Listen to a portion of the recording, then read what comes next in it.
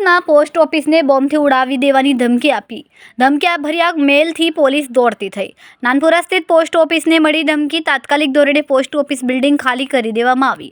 અટવા police સહિત BDSને dog સ્ક્વોડની team ઘટના સ્થળે પહોંચી। હમણાં સુધીની સંપૂર્ણ બિલ્ડિંગમાં તપાસ કરાઈ છે। હમણાં સુધી કોઈ વાંધાજનક વસ્તુ મળી નહીં। 2 દિવસ અગાઉ સુરત કોર્ટને મળ્યો હતો ધમકીભર્યો મેલ, જેમાં કોર્ટને બોમ્બથી ઉડાવી દેવાની ધમકી મળી હતી। પોલીસ કંટ્રોલ રૂમ દ્વારા અમને સૂચના આપવામાં આવેલી હતી કે એક એવો મેલ મળેલો છે કે પોસ્ટ ઓફિસમાં અને પાસપોર્ટ ઓફિસમાં કોઈ પણ એક્સપ્લોઝિવ કે બોમ્બ ઇમ્પ્લાન્ટ કરવાની ધમકી મળેલી હતી।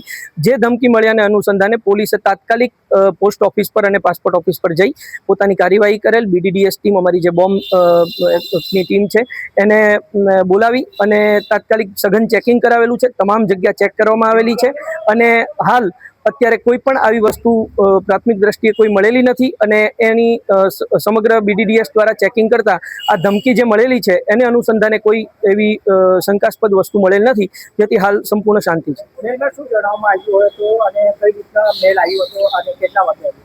આ સવારના સમયે મેલ આવેલો હતો અને કંટ્રોલ રૂમ દ્વારા તાત્કાલિક પોલીસને, લોકલ પોલીસ તથા BDDSને અને તમામ એજન્સીઓને જાણ કરવામાં આવેલી અને એને અનુસંધાને તમામ એજન્સીઓ આવી અને કાર્યવાહી કાયદેસરની કરેલી છે।